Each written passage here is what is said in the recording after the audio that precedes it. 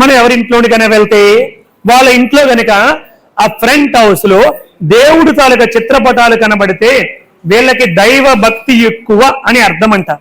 అలా కాకుండా వాళ్ళ ఇంట్లో అక్కడ రాజకీయ నాయకుల చిత్రపటాలు కనబడితే వీళ్ళకి రాజకీయాలంటే బాగా పిచ్చి అని అర్థం అంట.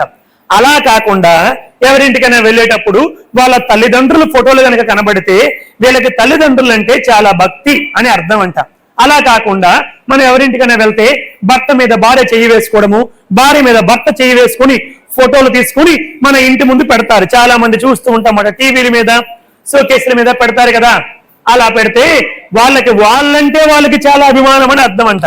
సో మరి మీ అందరి ఇంట్లో ఎవరి ఫోటోలు ఉన్నాయో మీకు మీరే ఆలోచన చేసుకోండి, అది నాకు సంబంధించిన విషయము కాదు. ఇప్పుడు స్వామీజీ అక్కడికి వెళ్ళారు. వెళ్ళగానే అక్కడ ఒక అబ్బాయి, ఒక 15 సంవత్సరాల అబ్బాయి టీవీ చూస్తున్నాడు. అందులో క్రికెట్ వస్తుంది.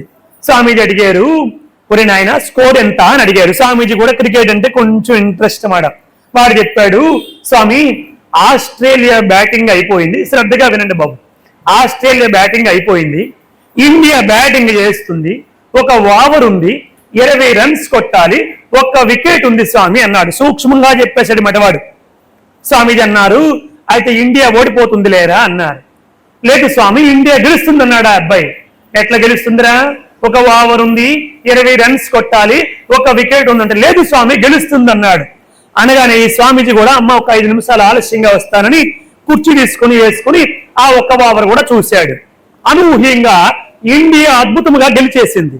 అడిగాడు, ఒరే నువ్వు ఇంత చిన్న పిల్లవాడివి కదా, నీకు ఎలా తెలిసిందిరా ఇండియా గెలుస్తుందని అంత ఖచ్చితంగా ఎలా చెప్తావంటే, ఏమీ లేదు స్వామి ఈ మ్యాచ్ ఆల్రెడీ అయిపోయిన మ్యాచ్ స్వామి అన్నాడు వాడు. ఈ మ్యాచ్ ఏంటి, ఆల్రెడీ అయిపోయిన మ్యాచ్ కదండి. అయిపోయినటువంటి మ్యాచ్ చూస్తే చిన్న పిల్లవాడు ఇప్పుడు ఇండియా గెలుస్తుందా, Australia Brett Lee wide, no వేస్తాడా, మన వాళ్ళు 6 కొడతారా 4 కొడతారా చెప్పగలిగాడు కదా. అట్లాగే భగవంతుడి దృష్టిలో మనందరి జీవితాలు ఎప్పుడో అయిపోయేవి, ఇప్పుడు భగవంతుడి గట్టిగా కర్తాలు చేయండి, ఇవన్నీ ఎప్పుడో అయిపోయేవి ఆయన దృష్టిలో. కానీ నీ పాత్ర నీకు అది తెలియదు కదా, నీ జీవితం నీకు తెలియదు కాబట్టి నీ పాత్రని మాత్రం నీవు ధర్మబద్ధంగా పోషించాల్సిందే, ఆయన పాదాలు పట్టుకోవాల్సిందే. ధర్మాన్ని దైవాన్ని పట్టుకోవడం అంటే ధర్మాన్ని పట్టుకోవడమే. ఎవరైతే ధర్మాన్ని ఆచరిస్తారో వాళ్ళ